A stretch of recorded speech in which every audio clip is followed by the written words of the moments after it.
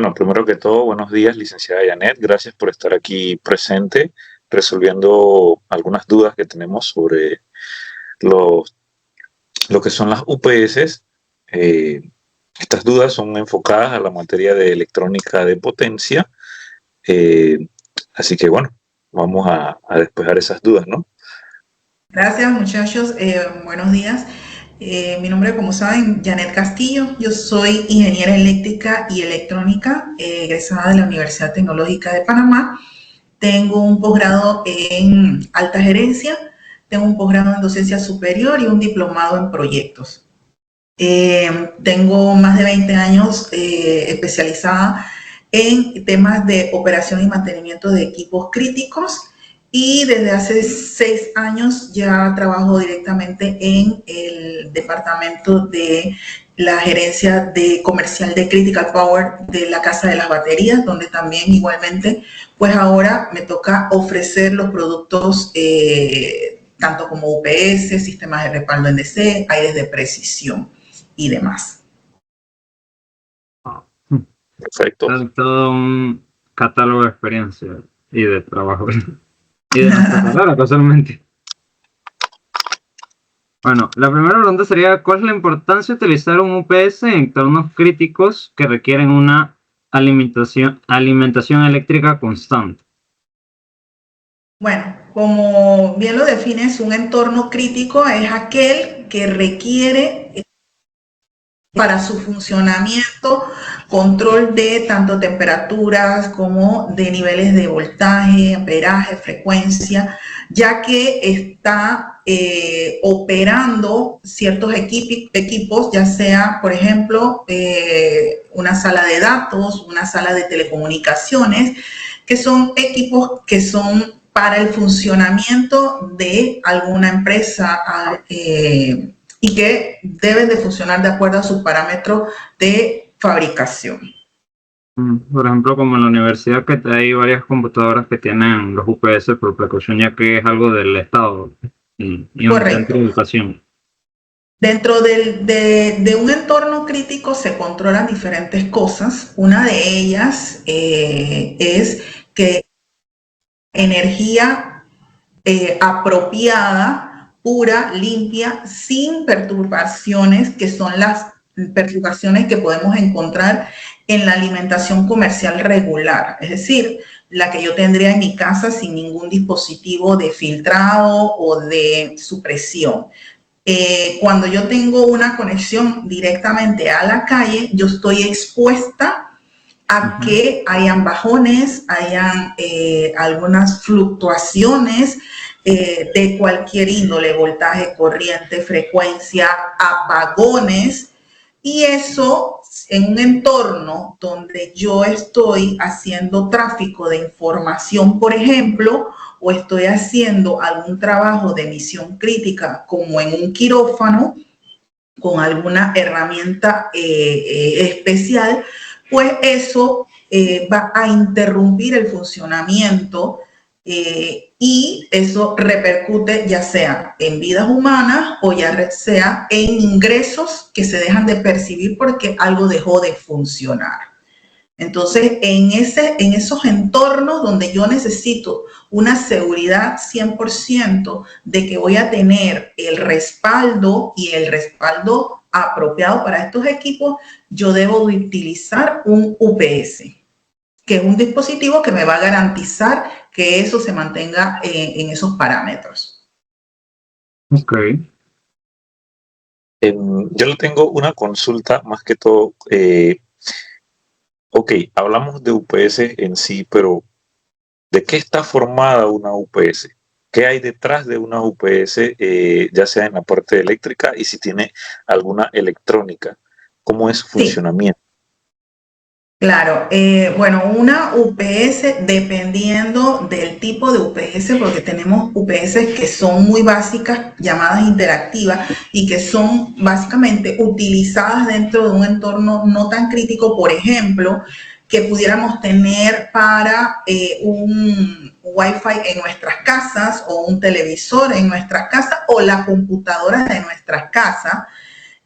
son UPS que yo puedo utilizar, que son de uso iterativo. ¿Qué significa? Que ella va a tener un filtrado básico, pero no el filtrado de todas las otras perturbaciones que pueden darse en la red. Cuando ya yo voy a un entorno mucho más crítico, ya yo debo de elevar el nivel de complejidad de ese dispositivo y entonces entramos a UPS de doble conversión. ¿Por qué se llaman de doble conversión? Porque la UPS en estos ambientes está formada por un rectificador, un banco de batería y un inversor.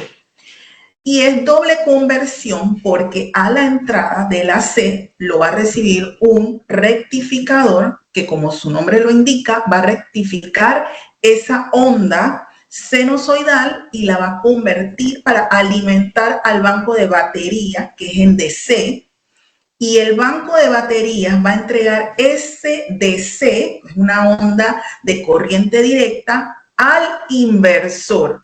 Y el inversor va nuevamente a reconvertir eso a una onda sinusoidal pura. Entonces yo estoy entrando con una onda sinusoidal, la voy a convertir a batería en DC y la vuelvo a reconstruir en AC. Por eso se llama doble conversión. Entonces, con eso, pues básicamente de eso se compone un UPS en doble. Proceso de carga en el banco de batería y nuevamente en la inversión. Dentro de él existen otro tipo de dispositivos, obviamente para el filtrado, para otras cosas, monitoreos y todo, pero básicamente digamos que las piezas fundamentales críticas dentro de esta UPS son esas que acabo de describir. Ok. ¿Y cómo podríamos determinar la capacidad de respaldo adecuada para un entorno específico de un UPS? Buena pregunta. Siempre es importante entender primero qué tipo de carga tengo yo, en mi sala crítica. Yo puedo tener una sala crítica que está en crecimiento, entonces yo tengo que saber que voy a partir desde una capacidad y voy a subir hasta otra capacidad. O puedo decir que básicamente ya yo tengo establecida la carga con la que yo voy a iniciar y que dicha carga no va a sufrir grandes crecimientos a lo largo de un tiempo. Entonces yo necesito conocer cuál es mi carga inicial, cuál es mi carga final. Ese es uno de los parámetros más básicos. Necesito saber en qué voltaje voy a operar, porque yo puedo operar en 208 o en 480, en voltajes aquí típicos, que esos son los que nos encontramos en los data centers. También debo de saber qué tiempo de respaldo yo le quiero dar a esa sala una vez entre a operar el UPS. Por ejemplo, cuando yo entro a operar porque se fue la luz, si esa área está respaldada por una planta eléctrica, pues yo voy a tener que respaldar la sala hasta que la planta eléctrica entre a respaldar el edificio. Y usualmente un generador pues va a tener entre 20 segundos a 1 minuto para entrar. Entonces, digamos que cuando yo tengo entornos donde yo tengo generadores, se estila que la autonomía de esa UPS esté entre 5 y 10 minutos. Sin embargo, cuando yo tengo lugares, pequeños data centers, donde yo no tengo respaldo de un generador, yo entonces debo tener una autonomía un poco mayor. ¿De cuánto? Eso me lo tienen que indicar, pues porque todo lo que es respaldo o capacidad implica un aumento del precio del UPS. No es lo mismo que me digan, yo necesito un UPS de 50 kVA con un respaldo de 5 minutos, a que me digan, yo necesito una UPS de 50 kVA con 1 hora o 2 horas, porque voy a tener que invertir mucho más en el respaldo de esas baterías. Y eso significa incremento de dinero y de operación. Ok. Bueno, yo le tengo una pregunta también con respecto a qué involucra un mantenimiento a una UPS y más o menos cuánto es el tiempo de vida de una UPS. Hablando de internamente de las que tienen baterías, ¿no? De respaldo. Sí. Porque los materiales de estas baterías a veces son un poco, ¿cómo decirlo? Mueren rápido. Entonces, ¿cómo sería ese debido mantenimiento? Es importante esa pregunta, porque el mantenimiento lo es todo. Y pues eso te va a extender la posibilidad de una vida más larga en la UPS. Voy a partir de la vida útil de un UPS. Un UPS de doble conversión, de digamos una marca premium, te puede estar durando entre 10 hasta 15 años de funcionamiento sin ningún problema. Pero va a requerir mantenimiento a lo largo de esos 10 o 15 años. ¿De qué se trata el mantenimiento? Usualmente en un año, una UPS de unas capacidades como para salas críticas debe de tener un régimen de mantenimiento mensual y al menos una vez al año se le debe de hacer un mantenimiento mayor, que es un poco diferente al mensual. En los mantenimientos mensuales se revisan parámetros de funcionamiento de la misma UPS, el histórico de ese mes para indicarnos a nosotros si ha estado funcionando, cuántas veces ha estado funcionando, si ha mostrado algún parámetro muy fuera de rango y qué tan recurrentemente ha sido. Si entró o no entró en batería, si hubo apagones, todo eso yo lo voy a ver en el historial de ese mes, de esa UPS, y eso se analiza y se le da seguimiento para saber, señor dueño de este data center, usted está presentando constantemente un fallo en su alimentación de este tipo. Entonces eso le permite a la persona tomar acciones de reporte a la compañía eléctrica, donde le dice, mira, se me ha estado bajando mucho el voltaje, tenemos que revisar el transformador, por ejemplo. Otra de las cosas que se hace es limpieza, revisión de la temperatura de la sala. Eso es muy importante porque la batería, su vida útil depende de varios factores y uno de los factores que más envejece a una batería es la temperatura. Lo otro es que las baterías tienen una vida en función del ciclado que tenga la batería.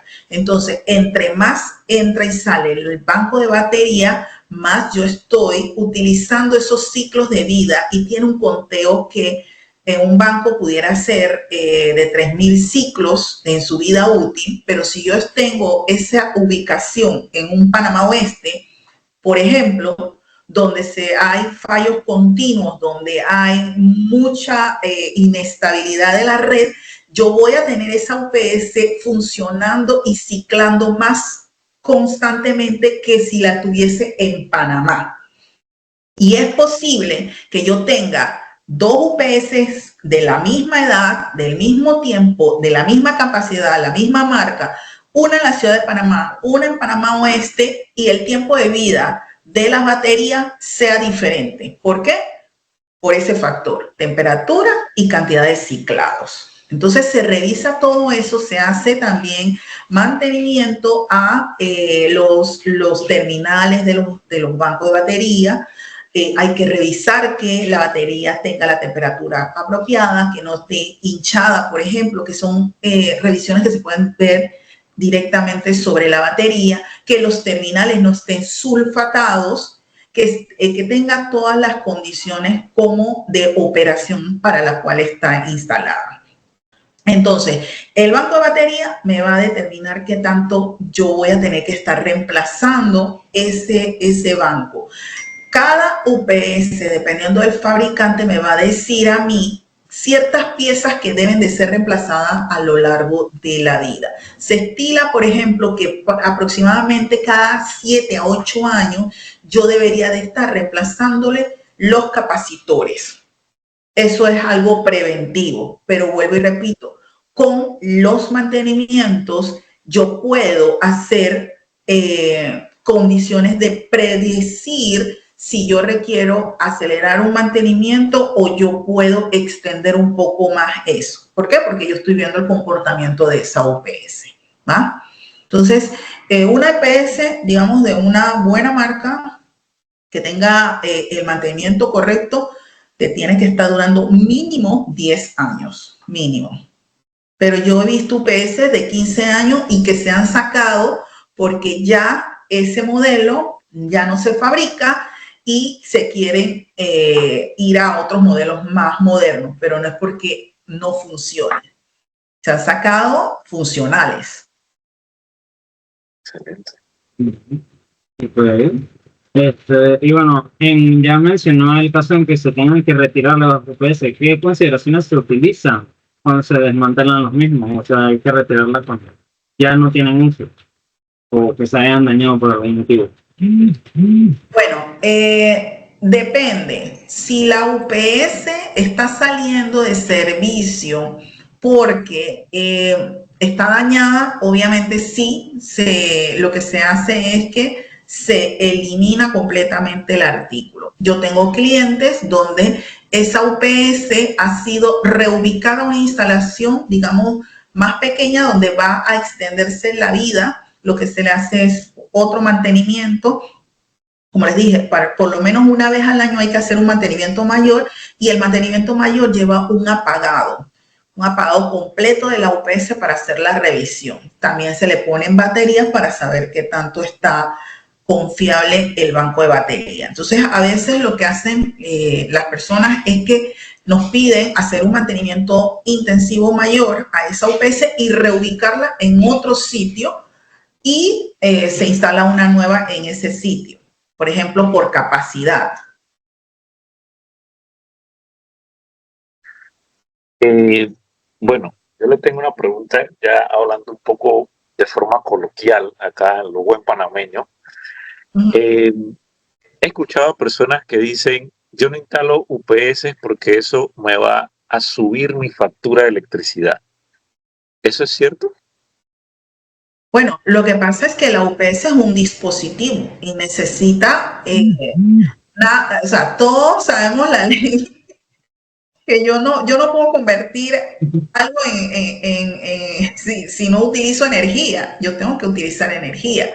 Ahora, para eso es también importante que dentro de la selección de una UPS se tome en cuenta la eficiencia que tiene esa UPS, porque yo voy a tomar 100 kVA y yo quiero consumir lo más posible de esos 100 kVA en mi carga, no en otras cosas, pero sí obviamente va a requerir energía para transformación, para uso del equipo. O sea, no es que te va a doblar la capacidad de lo que estabas usando, pero definitivamente es un equipo electrónico que vas a colocar allí. Ahora, cuando estamos hablando de empresas donde la UPS es grande, obviamente, si estamos hablando de una casa, eso es totalmente despreciable porque es una UPS pequeña. Pero cuando estamos hablando de empresas, sí se sube un poco, pero como te digo, es importante la correcta selección de los equipos. No, y ahí más que todo sería compensar, o sea, ¿qué prefieres? ¿Que se te dañen tus equipos por no tener un sistema de protección a que se te suba una factura de luz? ¿Verdad? Es correcto. Por ejemplo, nosotros instalamos una UPS en el aeropuerto que nos contrató la empresa que colocó una pantalla gigante en la terminal número 2. No sé si la han visto, es una pantalla enorme con publicidad. Esa pantalla, solo la pantalla era su costo de $1 millón por el tipo de construcción que tiene esa pantalla. Entonces, como yo le explicaba a esta empresa, yo le decía, tú vas a colocar $1 millón enchufado a la empresa eléctrica de forma directa, con todo lo que puede venir en esa alimentación. bajones, subidas, fluctuaciones, apagones. Tu UPS, tu pantalla de $1 millón le vas a arriesgar conectándola directamente, o prefieres colocarla a una UPS que te va a garantizar que esa onda que está alimentando tu $1 millón es una onda limpia, pura, y así pues se decidió por colocar una UPS que no la tenía básicamente contemplada, pero cuando vio números y dijo sí, es $1 millón que no puedo arriesgar. En un aeropuerto donde es muy fluctuante la energía. El aeropuerto tiene plantas eléctricas, pero vuelvo y repito, las plantas eléctricas para entrar tienen todo un proceso, así que no es que entran instantánea. El UPS sí está siempre, el de doble conversión, conectado a su banco de batería, así que siempre está entregando. Entonces, él no nota la carga, me refiero, no nota, no percibe que se fue la luz, no percibe cuando entra la planta, porque siempre está conectada con el banco de batería a través del inversor. Interesante. Y casualmente sobre esas instalaciones, como esa en específico, ¿cuál fue el desafío más común al momento de instalarla? O en otros casos, ¿qué se les Bueno, a veces el tema es que los diseñadores, los arquitectos diseñan básicamente las salas, pero los cuartos eléctricos a veces no están dimensionados y diseñados de acuerdo a tener este tipo de equipos. Entonces, fue una cosa impresionante porque nosotros hicimos cerca de 10 inspecciones con el aeropuerto y cada vez que íbamos nos ubicaban el UPS en una zona diferente. O sea, no, ahora acá, o ahora allá. Entonces, obviamente, cuando tú cambias la distancia, todo eso te afecta. Te afecta si el cable es el correcto, porque si recorres más distancia, tienes que compensar esa distancia aumentando tu calibre. Si el sitio donde ahora te están colocando no tiene aire acondicionado, teníamos que incluir entonces la instalación en el aire acondicionado. Entonces íbamos un día y teníamos aire acondicionado, íbamos otro día y había que colocarlo, íbamos otra vuelta. Bueno, fueron cerca de 10 inspecciones, finalmente ya decidieron un día porque ya estaban abriendo la terminal y ya tenían que decidir, la pantalla estaba colocada y solo faltaba encenderla, y no la iban a encender si no estaba conectada a una UPS. Pero sí, muchas veces nuestro gran problema es los espacios que nos dejan, o que no nos dejan más bien, en los diseños, ¿no? Se toma en cuenta la sala donde van a estar los servidores, que se toma en cuenta todo eso, y cuando vas a ver el espacio para donde vamos a colocar las UPS, donde se van a poner los paneles de distribución, pues, no existen o son muy limitados.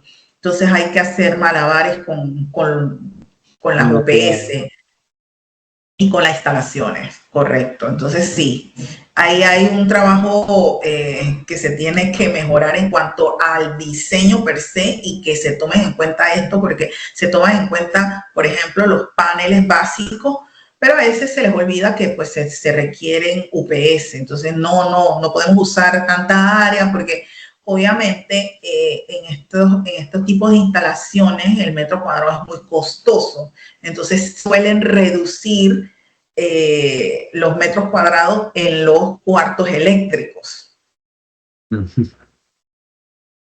Una pregunta, ¿qué parámetros me define a mí un tiempo de respuesta en caso de que tenga un pico de voltaje inesperado? ¿Cómo? No comprendí. O sea, digamos que hay fluctuaciones donde tengo instalada una UPS, por ejemplo. Entonces, digamos que hay un pico de voltaje muy alto que le está entrando a la UPS. ¿Cómo ella accionaría para proteger mis dispositivos? Todas las UPS deben de tener una hoja de especificaciones, una data sheet, y allí deben de estar las tipificaciones para este tipo de voltajes que superan el 100%, y ellas usualmente tienen cuántos segundos o minutos van a funcionar con un voltaje sostenido muy alto. Tenemos que hablar que hay subidas de voltaje sostenidas y picos de voltaje que son instantáneos. ¿Ok? Entonces, cuando ella tiene un pico de voltaje, pero es instantáneo, ella tiene una capacidad de reaccionar y mantenerse activa, que cuando ya tiene un voltaje muy alto sostenido en el tiempo. Son parámetros diferentes. Va a tener reacción, sí, la UPS va a poderla sostener, pero te dice en la especificación por cuánto tiempo la va a sostener antes de soltar la carga, ¿ok? Porque puede ser que suelte la carga por protección. ¿Qué ocurre normalmente en este tipo de áreas donde tenemos salas críticas? Usualmente tú tienes que tener parametrizada la UPS y el generador. Entonces, cuando tú tienes un voltaje muy alto sostenido, ya debería del generador, o el transfer más bien, haberlo detectado, y posiblemente debe comenzar su secuencia de arranque del generador. ¿Ok?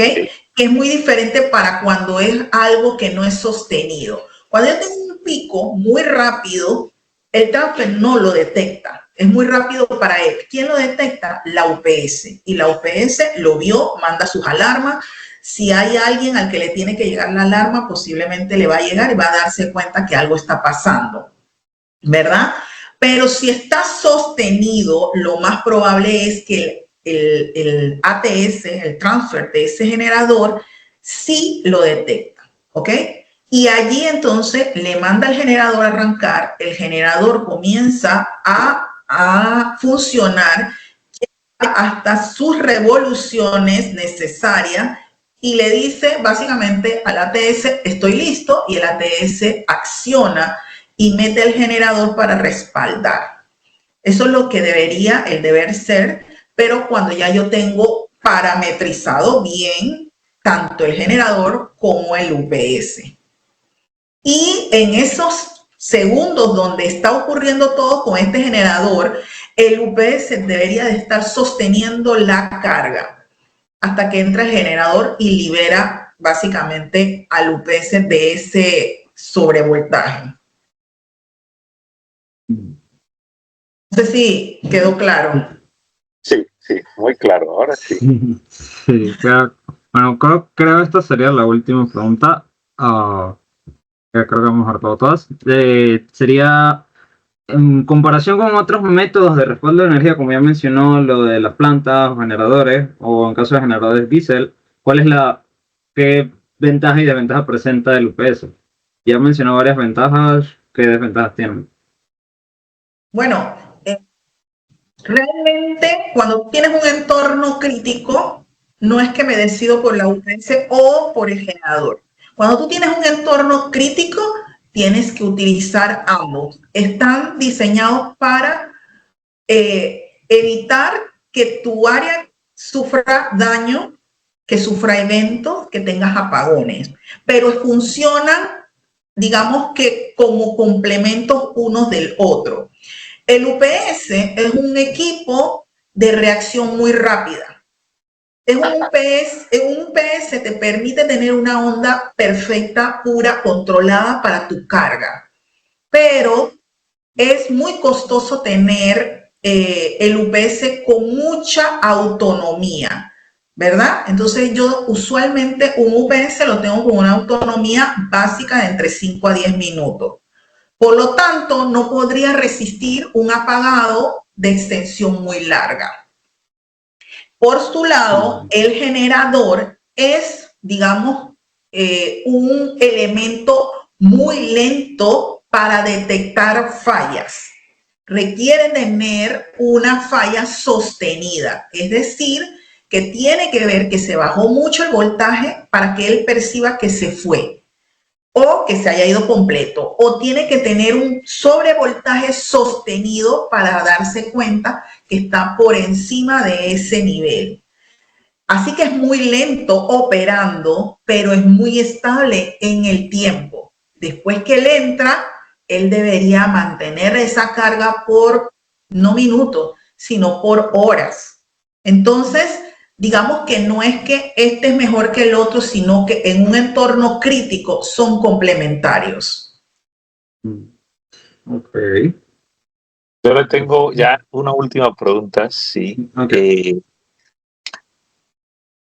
¿Qué se espera en innovación hacia una UPS? O sea, ¿cuáles serían las mejoras que se le podrían hacer a futuro a las UPS? Bueno, ya hoy en día estamos migrando con muchos clientes que ya están cambiando sus bancos de baterías de plomo a bancos de baterías de litio en UPS. Digamos que ese sería hoy día la transformación más grande a la que estamos yendo con las UPS, ir de bancos de batería regulares de plomo a baterías de litio, que las baterías de litio me dan una posibilidad más rápida de recarga, una descarga más profunda, tienen más ciclados, por lo tanto me dan más tiempo de vida útil y permiten temperaturas mayores. Nuevamente de las baterías, que es un tema que nos han contado en otras materias que es extenso. Correcto, entonces sí, hay hoy día pues un boom hacia lo que es baterías de litio a nivel de respaldo. Así como hoy en día tenemos pues el boom de movilidad eléctrica, de ir de vehículos de combustión a vehículos eléctricos. Es digamos que un símil de lo que está pasando en las UPS también.